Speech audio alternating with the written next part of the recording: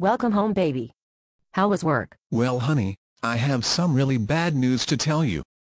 I've been laid off. Oh no.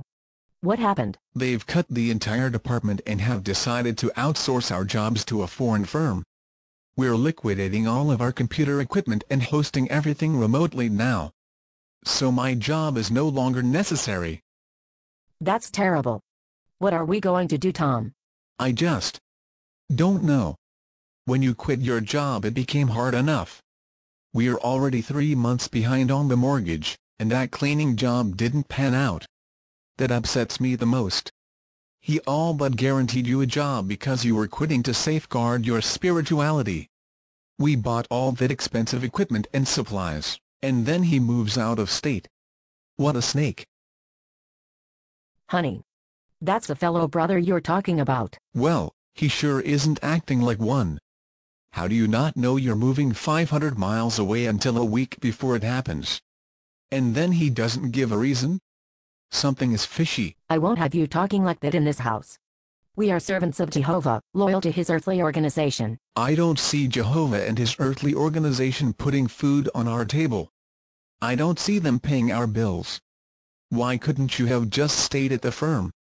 Do you know what I got in the mail today? A foreclosure notice from the bank. We're losing our house because you couldn't handle a conversation at work. I can't believe I'm hearing this from you. I married you because you had such a strong faith in Jehovah. You were a ministerial servant just a few months from making elder, and then you got that job and your hours started suffering. Now all you care about is money and work. You don't care about Jehovah at all. You haven't been to a meeting in over 2 months. 2 months. We've both strayed. Come to the meeting with me tomorrow night. Brother Klein is visiting again. I'm sure you'll be refreshed by a conversation with him. Brother Klein can shove it. What wonderful pearls of wisdom for a man working to support his family can a man who has his entire life bought and paid for by donations have.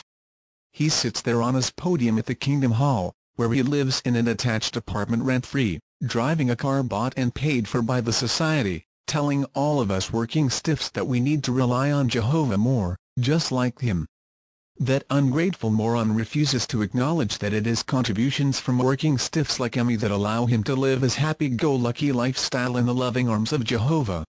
Maybe I'll listen to him when he has to pay his own mortgage, car payment, and insurance. Until then, I'm not interested in anything he has to say. I can't believe this. I just can't believe it. Tom. That is the servant of Jehovah you were talking about. A representative of his earthly organization.